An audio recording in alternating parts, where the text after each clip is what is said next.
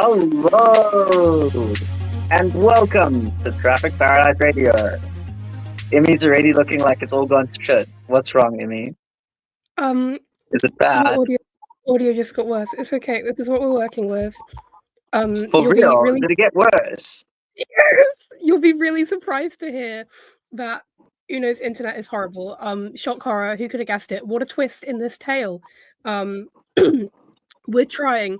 We're persevering. We're problem solvers. Unfortunately, we do not have a lot of equipment to problem solve with. Please bear with us. I swear at some point we will have good quality audio. When that will come, who knows? 2027, it's our year, We need It's our to year. manifest it for us. Actually, like that Leclerc poll. Like, come on, manifest Uno good internet. What are you here for?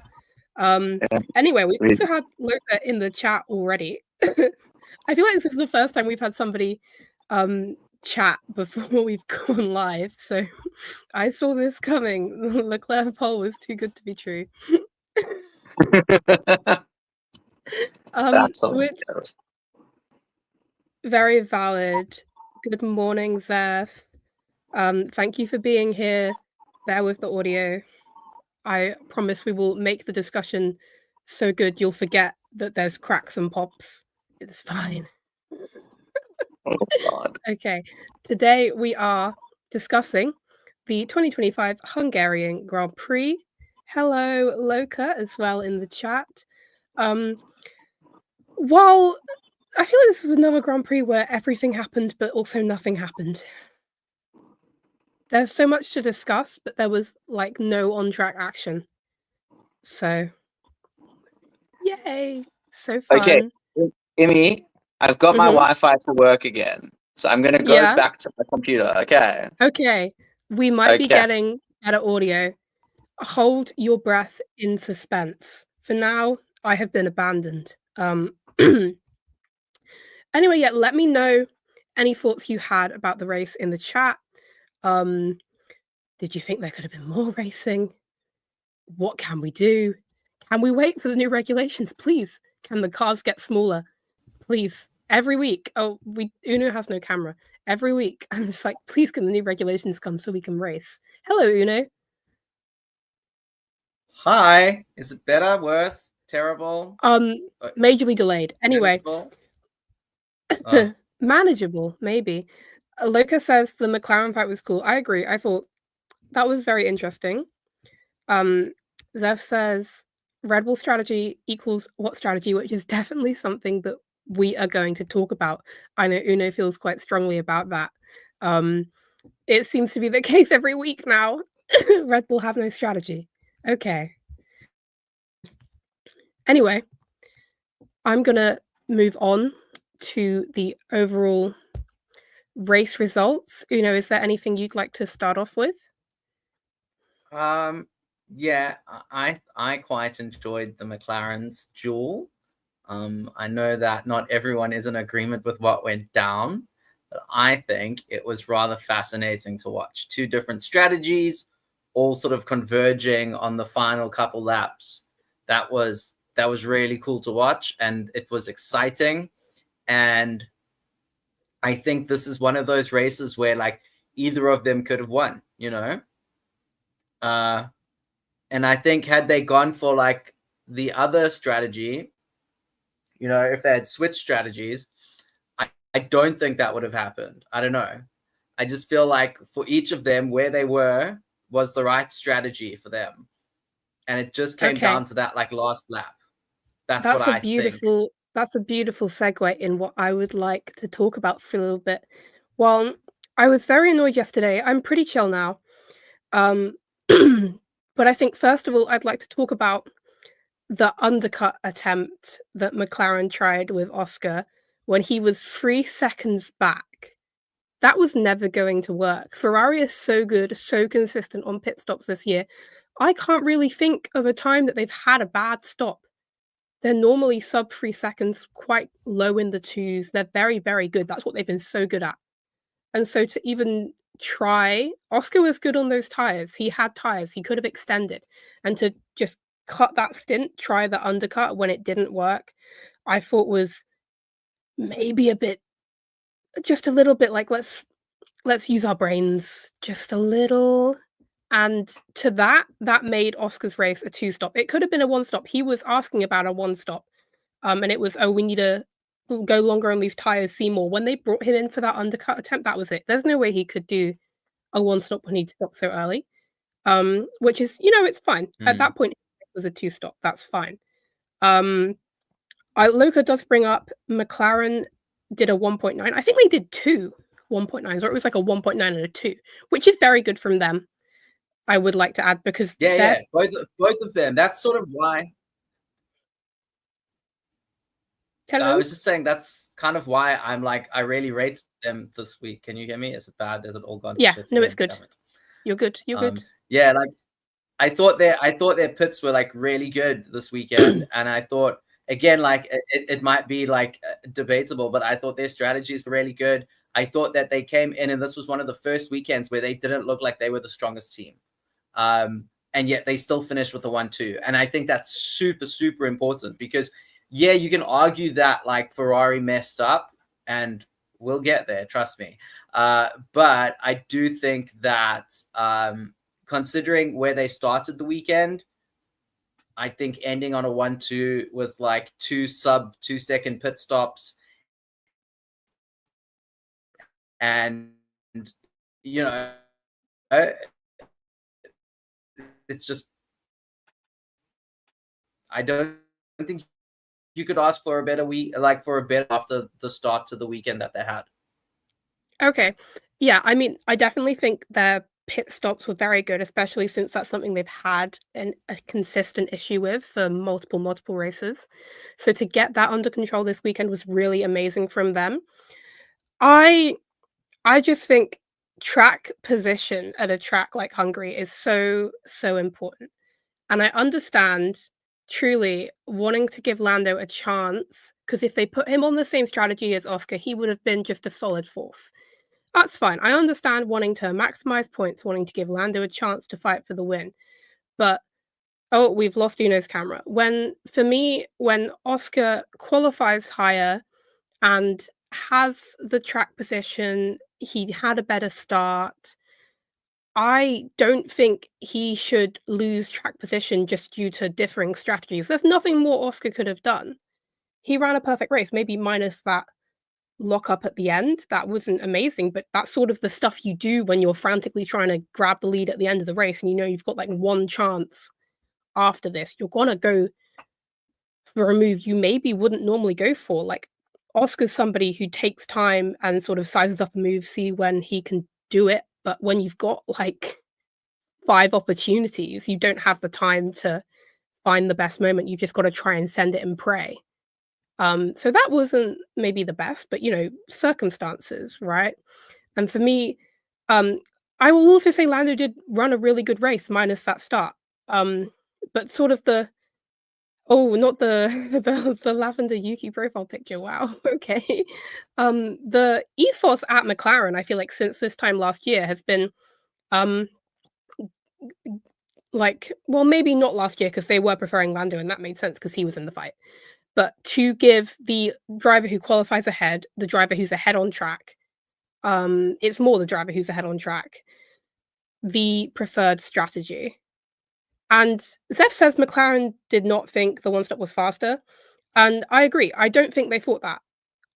It was predicted to be 18 seconds slower. I think that's fine. So I'm not saying they did anything malicious, because I don't think they did, right? I'm not going to be like, you sabotage, they're playing favorites. I don't think so. And I always understand you've got to try something different when you're like in 4th. But it's just it's just frustrating. There's nothing you can do about it. It is the right thing to do, to split the strategies to try and optimize for the team. But when you were the leading driver on track and you have run pretty much the best race you could have run, to end up second on the road to your teammate, that was purely because of strategy. And to say Lando also did a lot there, because he could have had a worse stint. He could have pushed less hard. The gap could have been shorter because he pushed hard on those tires. And I was like, is he going to have enough at the end? And he did. So good to him. I'm not going to discredit that. Lando did a really good job. But it's just one thing to catch up and then it's another thing to overtake. And when you have the track position, to lose it purely to strategy is just kind of frustrating. But, I will never say don't split the strategies, even though I'm biased. Deep down in my heart of hearts, I would have loved it if they didn't. But they're a team, right? And so I get it. I do think I'm going to read the rest of this message now because I went on one fat tangent. I don't know what's happened to Uno. Normally he stops me. I'm here. I'm just Hi. letting you talk. Oh wow. Okay. Loca says they did it because if it didn't work out, he still would have been fourth. Yeah, that's true. I definitely think they should have split it. I just also think it is frustrating. Because Oscar shouldn't have had to make that overtake. He was ahead on the road before the split strategy. If it had worked, he could have beat Charles and fought Oscar. Yeah, Zeph says, I wish they allowed them to race harder. It kind of makes it boring, but I get why they have those rules in place. I think they allow them to race probably as hard as they should. I don't love it the way they reprimand a driver like right after they've had like a lockup. And if you're trying to have your head in the game, the last thing you need is remember the rules of engagement. Remember them, race fair. I just think that's kind of weird. But yeah, Lucas says at least they're racing. At least they're racing. It is a bit awkward when like the team radio comes on and it's like, remember how we go racing or whatever. It's just like, shut up. It's a public reprimand, and I feel like it happened to Oscar as well at Austria, and we're like, calm down, just don't. It's so weird. It also reminds me of like last year, I think it was also in Hungary, where Oscar won, and they were like having to talk Lando, like give him this like weird sort of like reverse psychology thing about like, oh, you're gonna need him one day, and so you got to do this for him, and it's just like I don't know, it's weird. I think it's very patronizing and infantilizing of their drivers, and I just think it's bizarre. Yeah, the way McLaren work on the radio will always be weird, and I feel like they try to play this whole we're a papaya family, we've got our papaya rules, we all love each other, we're best friends. But I don't know, man. And I will say, I do feel like the way Hungary played out last year is perhaps why Lando and Oscar are having such, I'd like to say, a nice title fight, because they are still being quite friendly. Everybody's like, when are they going to start clawing at each other's throats? And they haven't been. They've been very cordial and nice to each other, and that's good to see. I don't know. People like bring back rivalries, but Zev says at one point someone is going to ignore that, especially later in the season. Yeah, and you know what? I kind of want to see that because it's so gross. It's babying them. Yes, it is. It's like, I'm sure the driver knows more than you on the radio the mistake that they've made, and that they didn't really want to. Like, I don't think Oscar was planning on having a lockup into turn one because that didn't benefit him either. It's like it's not like he did that intentionally. He's not okay. I'm gonna get in trouble for this, but he's not Max Verstappen.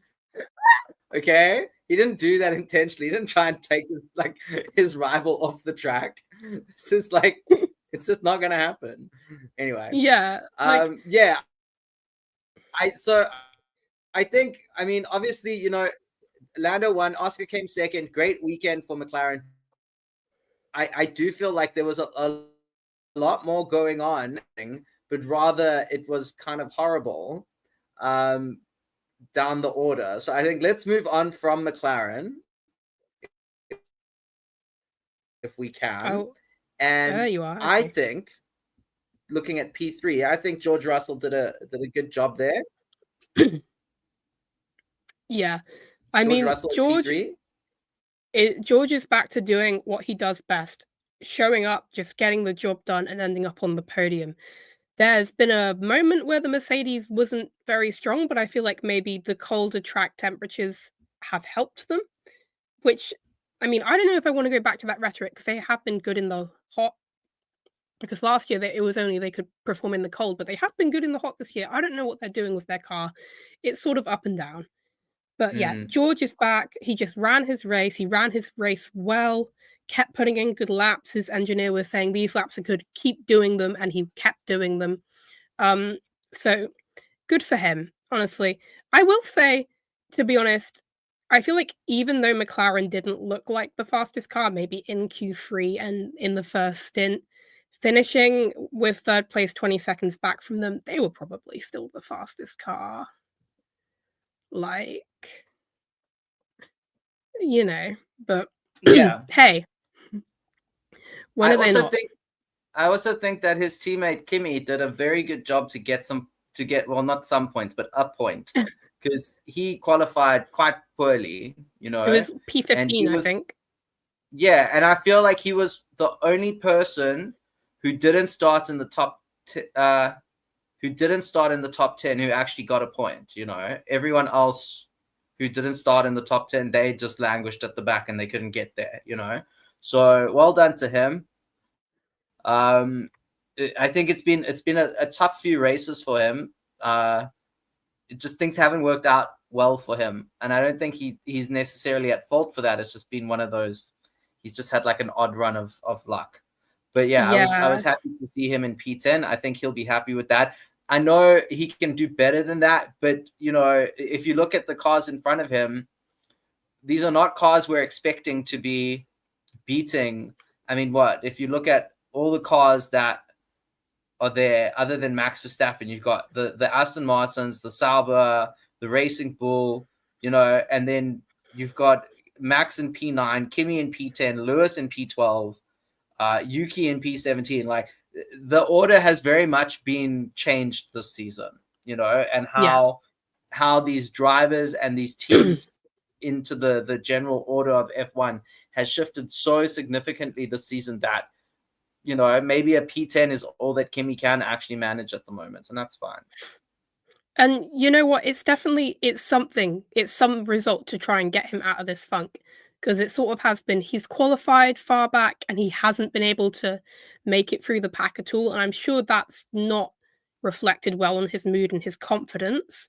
And so even though qualifying, I think he started P11 and then his lap time got deleted and he was P15. Either way, he was out in Q2.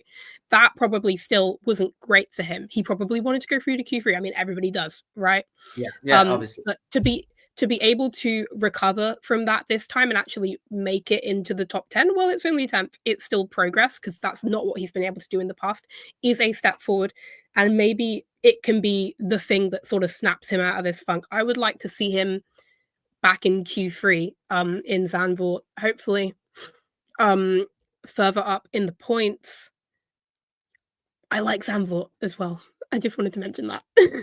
But yeah, good for Kimi, absolutely. He also just kind of ran his race. I feel like we didn't see a lot of him.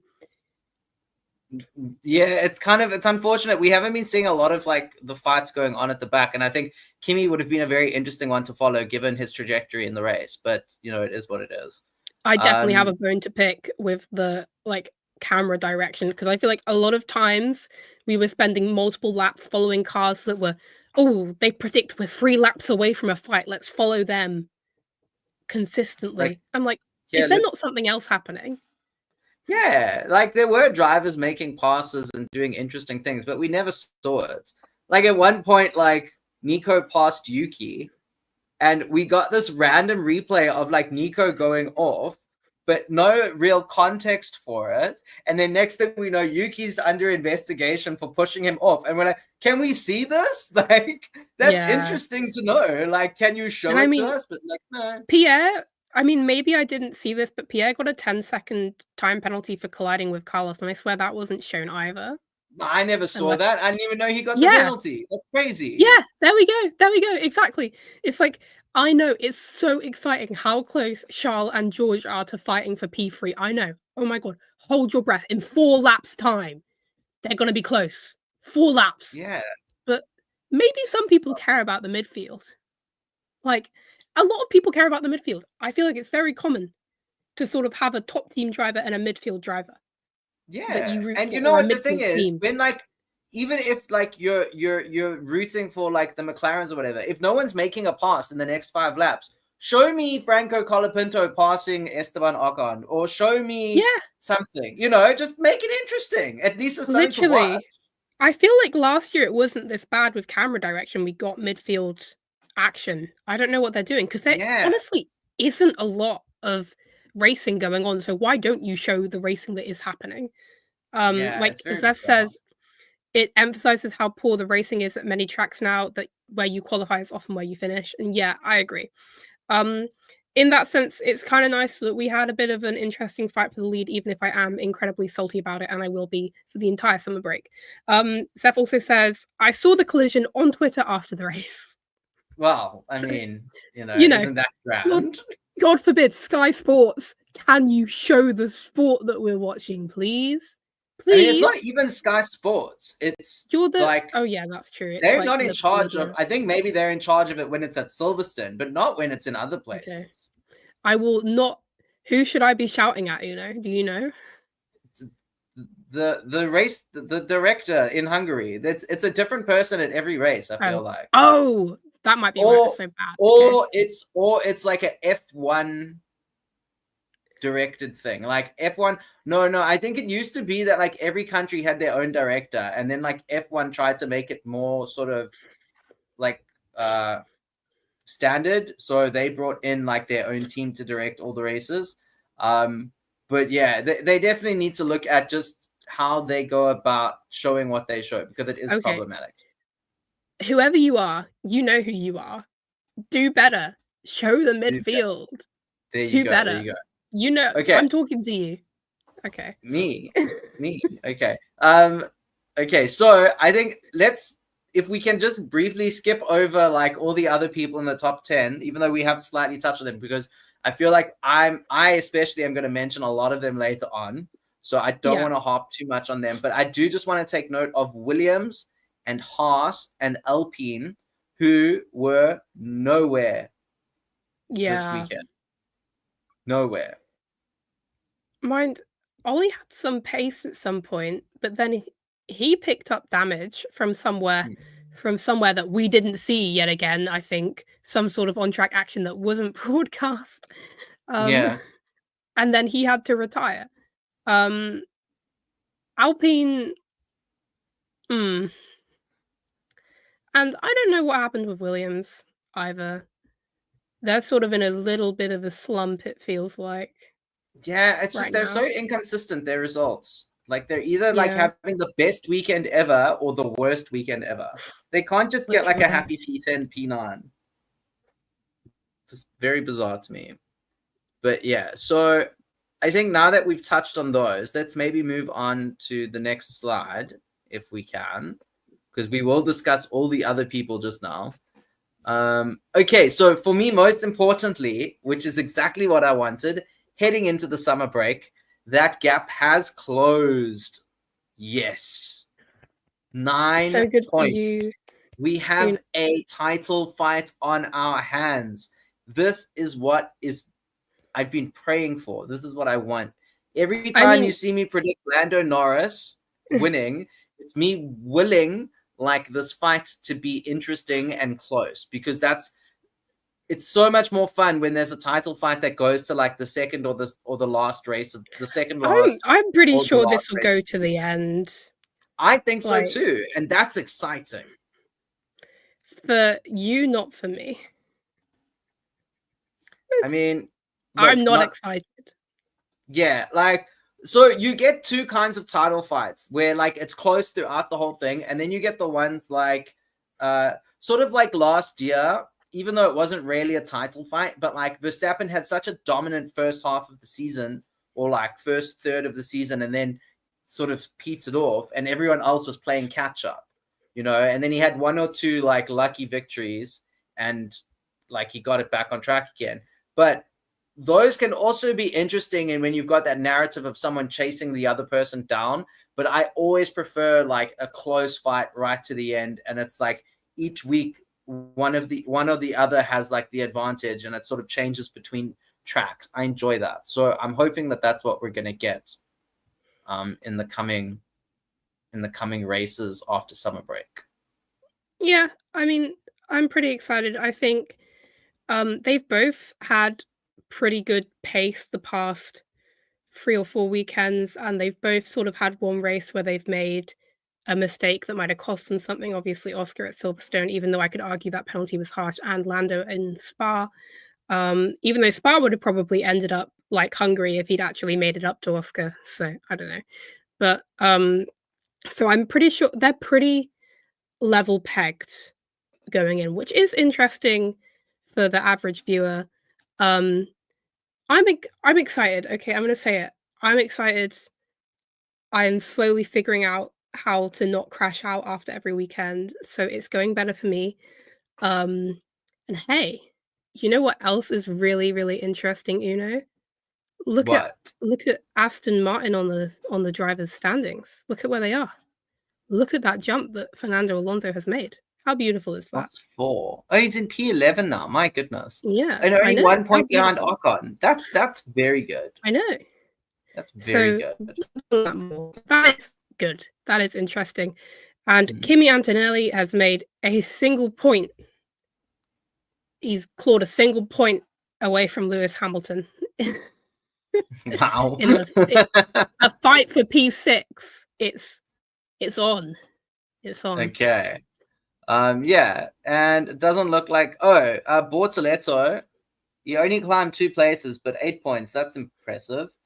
Oh, Yeah. Yuki's P18 now. Yay. Oh Oh, god. It's just so frustrating. It's so frustrating. We'll get there. We'll get there. yeah, well, Um, there's more to speak on that. Yeah. Lawson dropped a place, but actually gained points. I see. I That's know. unfortunate. I But- think it's just it's Oh, just it's because of his nemesis, Fernando Alonso. So that's Yeah. interesting. Yeah, Fernando jumped so much. Didn't someone put him on the podium? Who? Yeah. Alex or Yuki? Loka? Oh. Who are you talking about? Alex or Yuki? Well, we will get there. That's for sure when we go over our predictions that were very, very good this week. Tsunoda, yes. I predicted Ooh. Tsunoda on the podium. And I did explain that it was very convoluted and unlikely to happen. You keep doing this and it doesn't work. Yeah, it's just, I believe in it. Was like, I wanted there to be like a bit of poetry, like the Honda drivers doing well in Hungary. But anyway. Okay. Anyway. So, what's interesting here? Is there anything interesting here? Well, Aston has jumped 2 places, but we will be speaking about that more in a little bit.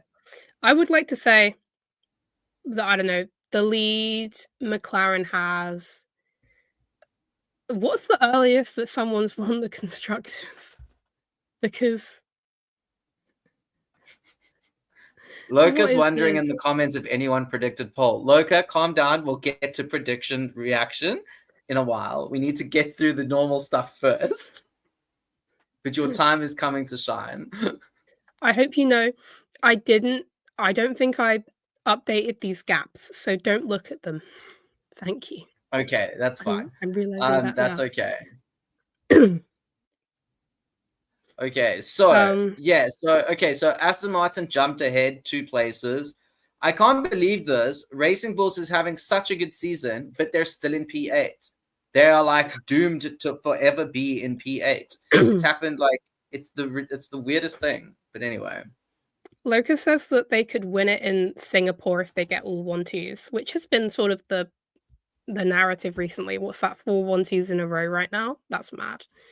Yeah. So something to look out for. Yeah, definitely. Okay. So, Paradise and Purgatory. Immy, you're going first. I can't remember which one you've chosen, but we did discuss it beforehand, so you go ahead and there you go. There's your answer. I have picked Ferrari for Purgatory. I don't know what they did to Charles' car. How do you mess that up during the race? Charles' first stint was amazing. He had so much pace. He was doing really, really well. And then it promptly all fell apart in the third. Just completely... Where'd the pace go? Apparently he had a chassis a chassis issue, and I'm thinking chassis damage. There we go. Well, I feel like you can't really blame Ferrari for that. So I don't know. Maybe a bad pick. No, so let me explain why. Charles knew that issue was there, okay? But obviously, if they had to do things to fix that, they would have had to take a 10-place grid penalty or whatever, So he wanted to keep pole so he could like challenge for the lead. And this is what I could kind of get from it. Like Ferrari said, we're gonna do this and this and this to manage the issue, and Charles didn't agree with their solution to managing the issue, and he felt he had a better solution. And given where he ended up, I think he's probably right. Yeah, He's the one probably. having to drive the car, and I think they should have listened to him because, like, I mean, they're sitting on 2 podiums this whole season. It's like one of like their worst seasons I can remember. More than and 2. Way more than 2. 2 podiums. Ferrari. Way more than 2. How many podiums do they have this season? Wait, let me look.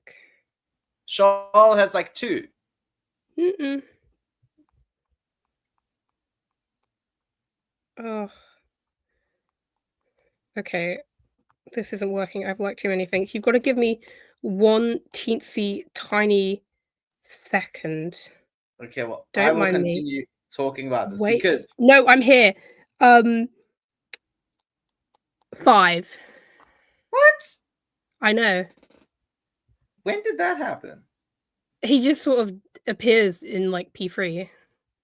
Oh, okay. Well, still, 5 is not great, and they're all like P3s, so it's still not great for Ferrari. But it is more than I thought. So fairness to them. But like, yeah, this was their best shot. Oh wait, no, there was a P2 in Monaco as well. Sorry. Okay. So this is like their best shots, and they should have listened to Charles.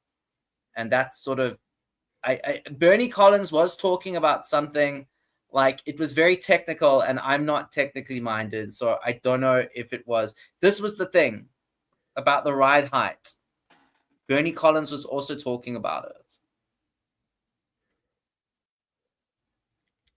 Yeah, I think I saw. I don't like to speak in. Oh my god, what is wrong with my voice? I don't like to speak in rumors and whatever, but I heard someone saying that maybe they were sort of running his car lower, and that's how he had so much more speed, because that was Ferrari's issue at the start. They were running the car low to generate speed, and then they had the plank wear issues. And then now, yet again, plank wear, ride height. I don't know, because is it chassis damage or is it ride height or is it both? But what Ferrari did do is they fell for a dummy pit call from McLaren, which I thought was kind of funny, because I feel like nobody really ever falls for those. But Ferrari were right in. Like every team tries them, but no one ever. But this time they were like, "Oh no, it's happening." But I also feel like the other side of the garage did terribly as well. Lewis had no pace. He was just, I've never seen the man look so dejected before. He looks like someone killed his puppy. He's just so sad. And it's clearly something's not going right there. And I don't know what it is. I don't think it's Vasseur, because Lewis and Charles seem to back him. I think there's something else going on there, like politics or whatever, that's just hampering the way the team goes racing. And they need to fix it, and they need to, they need to have a good Monza, because they will be they will be like crucified in the Italian media if they do poorly at Monza. If this was Monza, if this race was Monza, like someone would go burn down the Ferrari factory. I'm pretty sure. It's that bad. Okay. Okay. It's. We do not endorse arson. I don't endorse. I merely predict. Okay. Okay. This is a legal statement. We do not endorse arson. Or any acts of terrorism or vandalism. Ferrari always seem to find a way, no matter what season they're having, to sort of, apart from like 2020, I guess, to pull themselves together for Monza. Like last year was mega. what they did. So though I don't know if they're going to be able to spoof McLaren the same way they did last year, but Yeah. hey, that was mega. The same people that was the it was a better car. I think Lewis sort of like Kimmy. They're both in the same funk, and they both should have the ability to get out of it. So I don't know. Yeah. I don't think there's any like mass conspiracy or something. I just think maybe Lewis is having. I think they had rear suspension upgrades, and that's what made him spin in Spa. So maybe he's still having issues with those. I don't know. Just not gelling with it as easily. It's like you gel with the car, and then they bring upgrades, and you have to refigure out the car. Maybe it's that. Yeah. But eventually they're going to stop bringing upgrades because they're not winning this constructors, they're not winning this drivers. They need to move on to 2026. Yeah. Okay, so I think, yeah, so unfortunate for Ferrari, especially given the promise that they had with Charles Paul. So yeah, I think purgatory's deserving for them. On my side, no surprises here. Red Bull, shocking, just shocking weekend. So if you average out like the team's results, so like their average finishing position with the two cars, Aston Martin, then Sauber, then Racing Bulls, then Red Bull. Like this is not like there was a DNF or there was like a messed up pit stop or there was damage. No. This was pure and simple. These teams beat Red Bull. It's that simple. And that's shocking. That's absolutely shocking. For a team that 2 years ago was like the most dominant force anyone had ever seen in the sport, to now languishing, like with Verstappen struggling to even be in the points. Like I can't believe the insane drop-off that has happened here. And, you know, obviously, I think for me, I would like to focus on Yuki's issues, but I think like when even Max is struggling, like you can't like it's such a fuck up. It's an absolute mess up. Yeah. And the issues with Yuki's race engineer continued this weekend. You know, I don't know what's going on there with Woody. Something's not right. Him and Yuki aren't gelling, and there needs to be something sorted there. Either they need to go on a 2-week holiday to an island resort and just like drink cocktails and bond, or like they need to make a change there because it's not tenable in the long term. It just isn't. And when it comes to Verstappen, he wasn't even like angry Verstappen this weekend. He was just like resigned to his fate. And that's like, like what is up with that? They killed him. Like they killed the man. They killed the man, you know? I mean, he should have been swearing at everyone. Like you would expect that from Verstappen of all people, that he would have just been like, screw all of you people. I hate you all. Like, da-da-da-da-da. I'm going to get on my plane and never see you again kind of thing. I should have signed with Toto, whatever. You know, like you would have expected. But he just had none of that fire and fury this weekend. He was just like a broken man. And it's ridiculous. It's absolutely ridiculous that Red Bull could come to this race and do so poorly. It's shocking. There's no other word for it. I mean, their pit strategy, they pit him into so much traffic. In fact, I am already speaking. We do have a delay. They put him into so much traffic that there was nothing really he could do at Hungary yet again. It's hard to pass people at Hungary. Track position matters. Nobody seems to listen to me. Everyone should be listening to me. Track position matters. Don't pit yourself into traffic because you will not have a fun time like Max didn't have. And I don't even know what's going on with Yuki at this point. It's just the race engineer is not working. Nothing's working. When he does have a good qualifying and he puts himself in a position to get points, the team messes it up with strategy, messes it up with the race engineer. He cannot have a good weekend.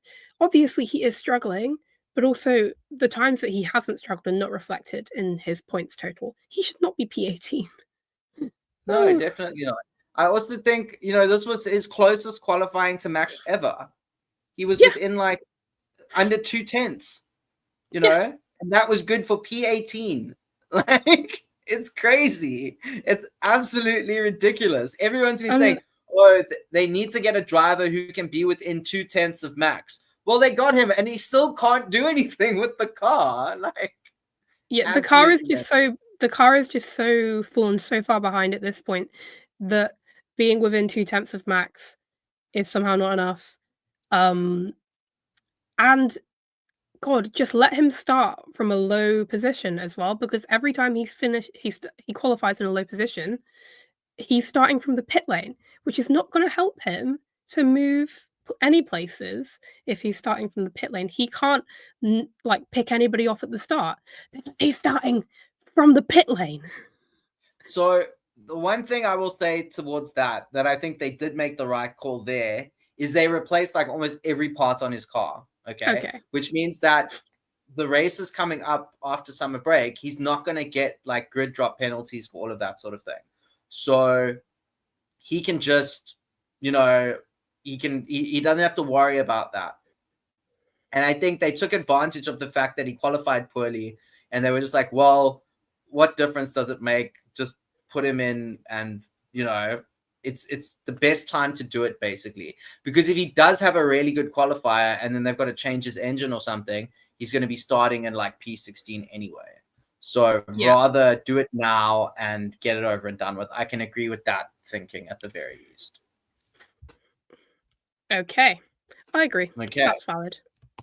Okay, so but yeah, I'm supposed to say the thing. So say the thing, you've got it. Ferrari and Red Bull, for your sins on and off the track, you are sentenced to purgatory to atone for your sins on and off the track. I forget how I said. May the gods of motorsport have mercy on your souls.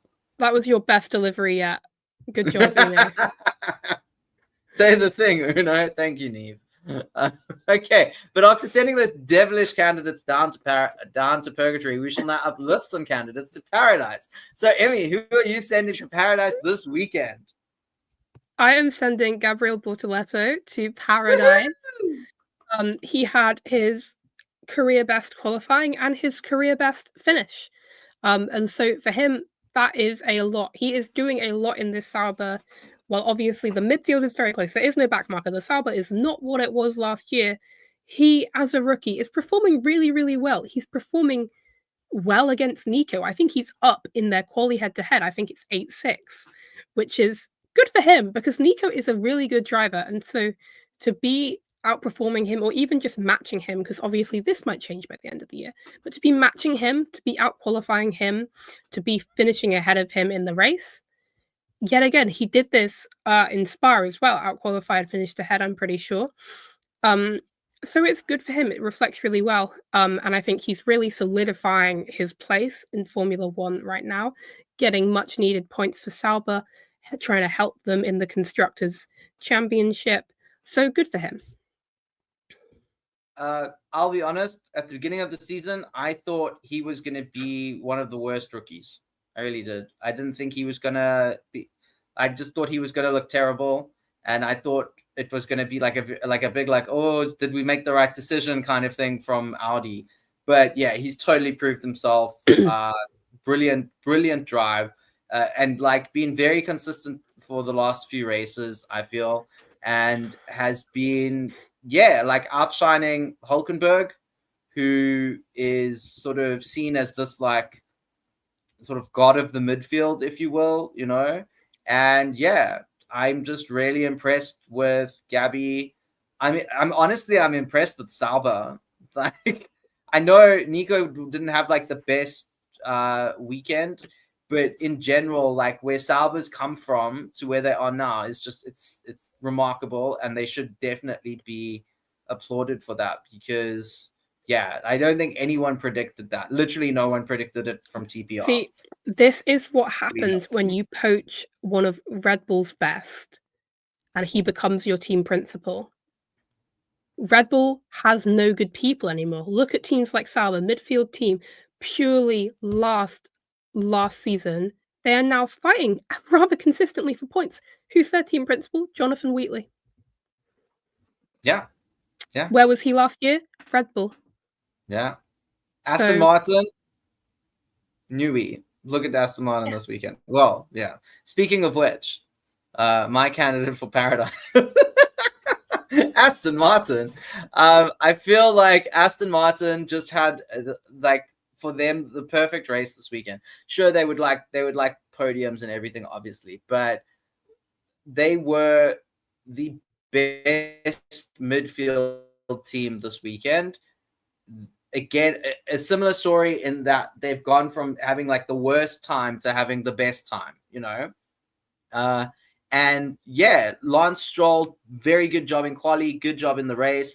Fernando Alonso kind of like racing his own race, but still well done to him. You know, he was dealing with back pain earlier in the weekend, and he sort of overcame that to finish this race really strong.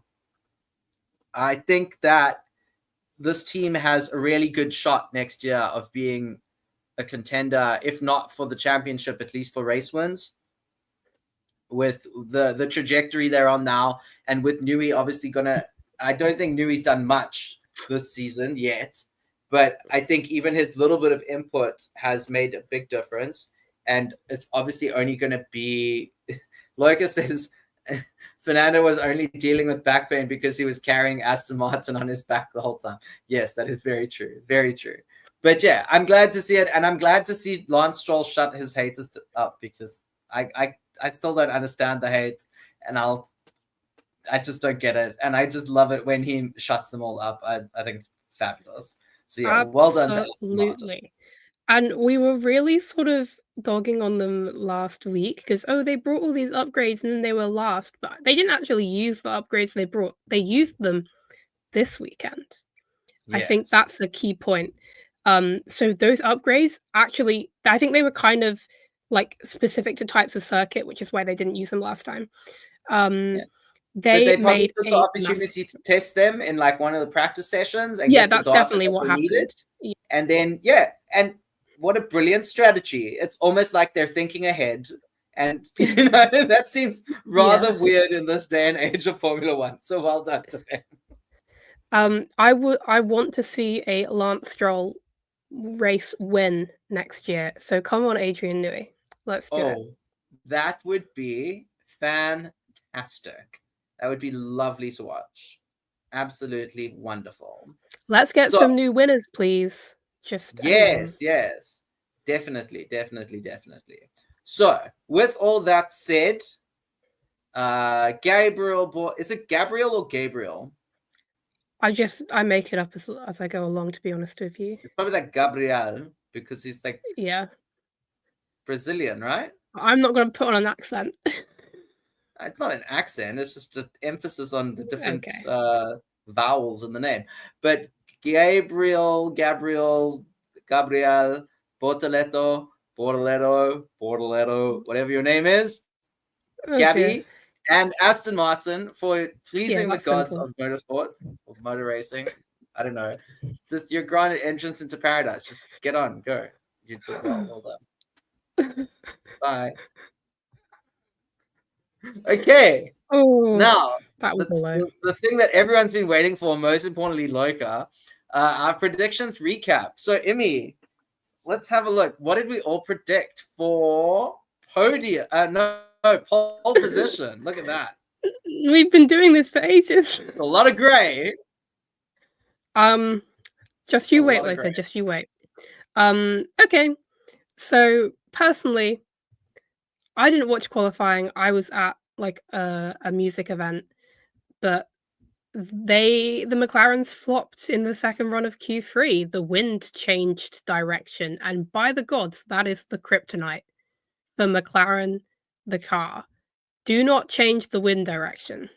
That'll screw them over completely.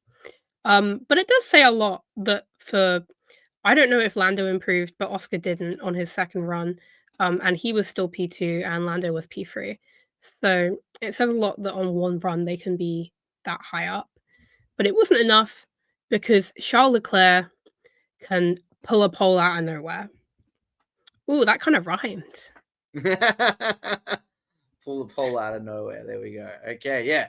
So you'll see a lot of black and white and gray on the screen. There really should be a circle that's very red, but we don't really have graphics for that. But don't worry, Loka. We do acknowledge that you predicted that Charles Leclerc would have his pole position, and he most definitely got that And Uno correct. said, So Uno, what did you say? And What did I you say? said something very silly in hindsight. I was like, that'll never happen. In fact, I'm so confident that won't happen that Loka can get 10 points in the second annual Traffic Paradise Radio Competition Points Championship thing. And wouldn't you guess it, Loka? You got 10 points. So congratulations.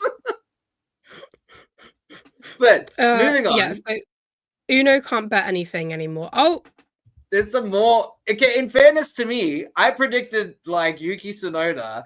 Neve predicted Alex Albon, but we were all just as wrong as like everyone else. So like it's fine. Yeah.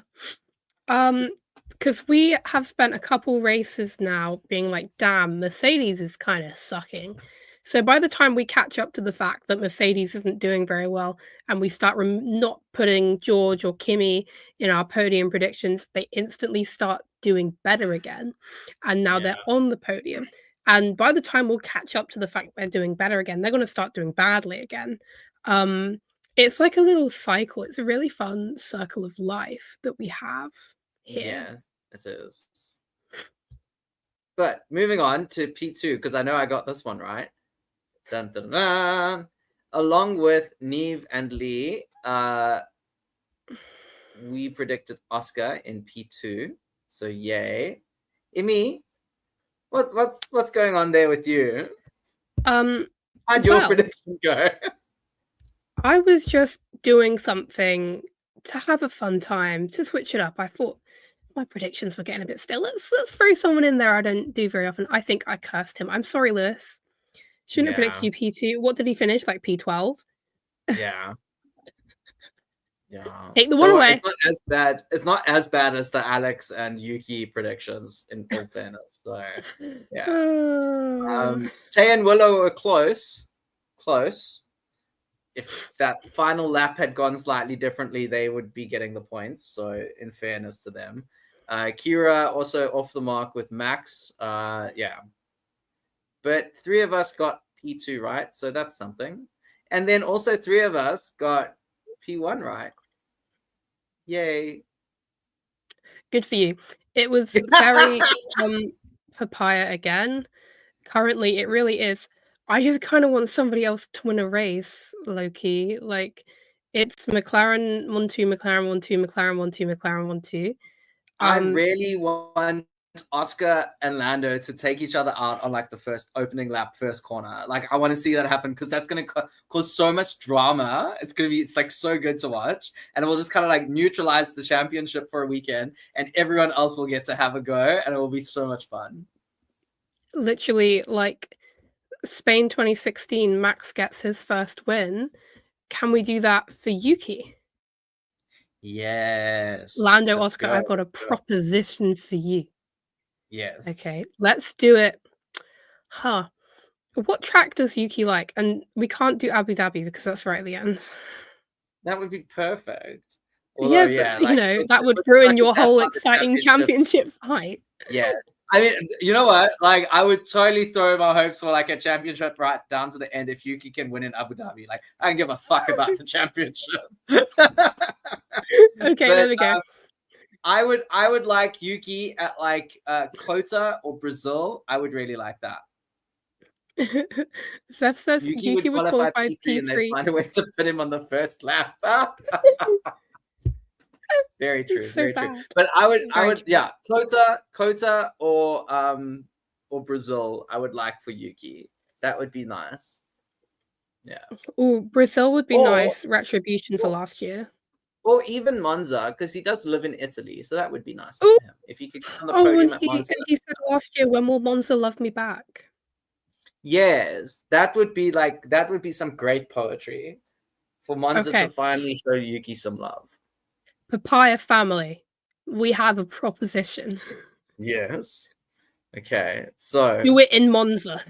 Monza is reserved for Charles. Bro, Yuki can just get a podium, please. He can win later on in the season, but just give him a podium, please. He can stand next to Charles. Yeah, there you go. Happy medium there we found. Okay. But Loka, this is the point of the episode where you really want to. Oh, not yet. One more slide to go. Sorry. You do not know what's going on anymore. We sucked. Wildcard predictions really bad. Really bad. We sucked. So me and Willow both said Ole Bearman is gonna stop finishing P11. He's gonna get points. He DNF'd. At least he stopped P11. Well, that's true. I should have predicted he wouldn't finish P11. Neve predicted that Esteban would be P6 or higher. He was like P17 or 16. So that didn't work out. Lucas says my wildcard prediction was a McLaren does not get pole. You were really manifesting that. Okay, so Loka, but also if I did not acknowledge your prediction and allocate points towards it, you do not get points for that prediction. Just unfortunately, this is a dictatorship. So sorry. Kira said that Kimmy would get P5 or higher, and you know what? She was really trying to manifest him coming out of that funk, and he sort of did. Just not P5 or higher. Rain. You cast it away. No rain. You killed the rain. You murdered it. Okay, but let's move on. I think because now it is time to look at the standings in the second annual Traffic Paradise Radio Competition Prediction Points Championship thing. And would you look at that? A new entry in 8th place, Loka, with an exclamation point, which is so sweet. So Loka, congratulations. You are in last place, but you've only just joined the championship. And you probably will never get another opportunity because Uno is not making bets anymore. He's been banned. Yeah, I've been told I'm not allowed to just randomly assign points to people anymore. So I hope you've enjoyed this peak in your life. And it's a really big moment. I know. Get on the board. Congrats, Loka. Loka goes to paradise this weekend. Okay. But looking at the bottom there above Loka, who do we have there, Immy? Tay's in 7th with nothing. Will is in 6th with nothing. Lee is in 5th and gained 2. Kira's in 4th with nothing gained. Uno's in 3rd. Congratulations, Uno. You're gaining. You gained 2. Look at my number, though. Look how many points I have. Oh, 22. 22, so cute. 22. I have the world record for the most points gained in one weekend. Congratulations. You do. You physically cannot get 10 points. Wait, didn't Lee get 10 last year because I called Texas the Sunshine State, not the Lone Star State? Yes, but that was a different point system, though. Okay, that's true as well. I just wanted to humiliate myself live on air again. So I think we had like 10 points each weekend last year, and this year we only have 5. Oh, okay. So Loka broke the point system basically, and that's all your fault, you know. So just in case the Formula One Championship battle wasn't hotting up enough for you, don't worry, because me and Neve are tied at the top of the list. We've got such a long title for this thing, Uno. The second annual Traffic Paradise Radio Competition Prediction Points Championship thing. Thank you so much for that. I had forgotten. We are tied. First place is tied right now because I had such a horrific weekend and I scored nothing. So keep tuning in to see who is going to win this. I don't think we have a prize. So bragging rights. There you go. Yeah, and you get to go on a holiday of your choosing, but also that you have to pay for. Yeah. Okay. So that's it for our recap of the 2025 Hungarian Grand Prix. Thank you so much for tuning in, and apologies for all the technical issues at the beginning of the show.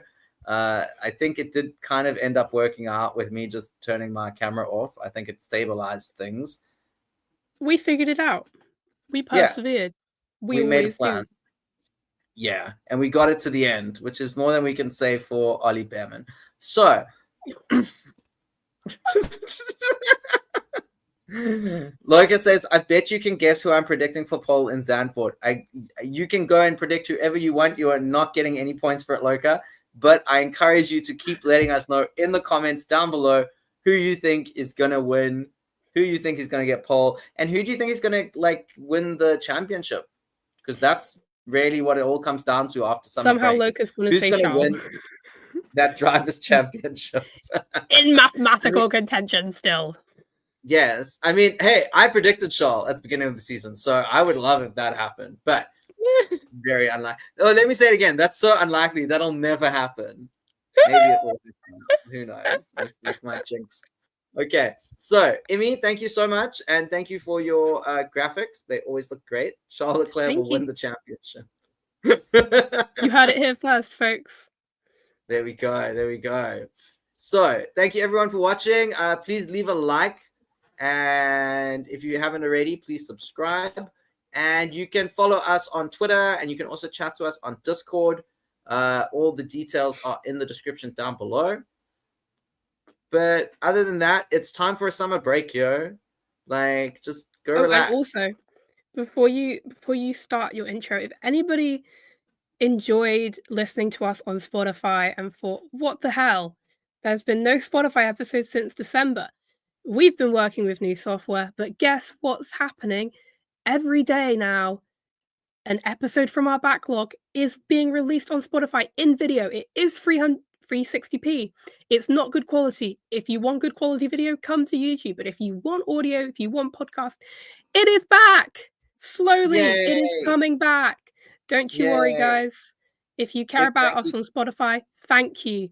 Because I feel like you really have to care to go out of your way to listen to somebody on Spotify. But we will be there. The podcast is going to be on the podcast platform.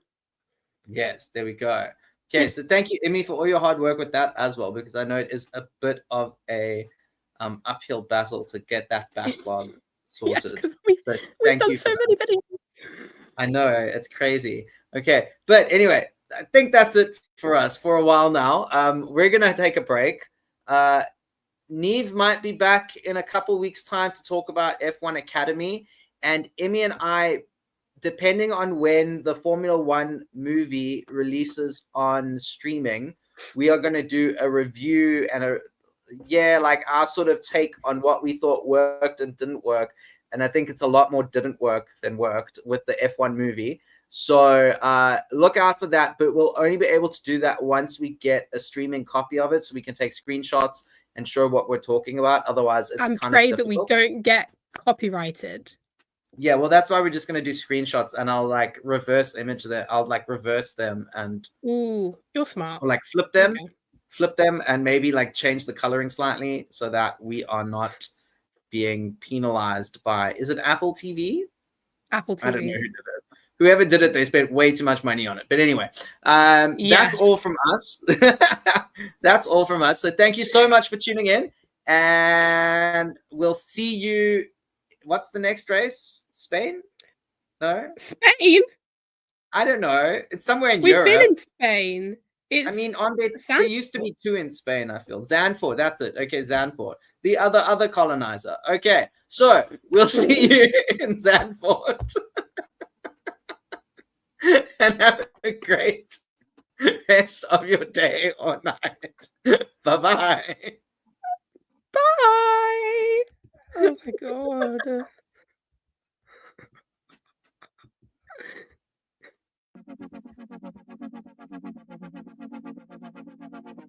Play the music. Delay.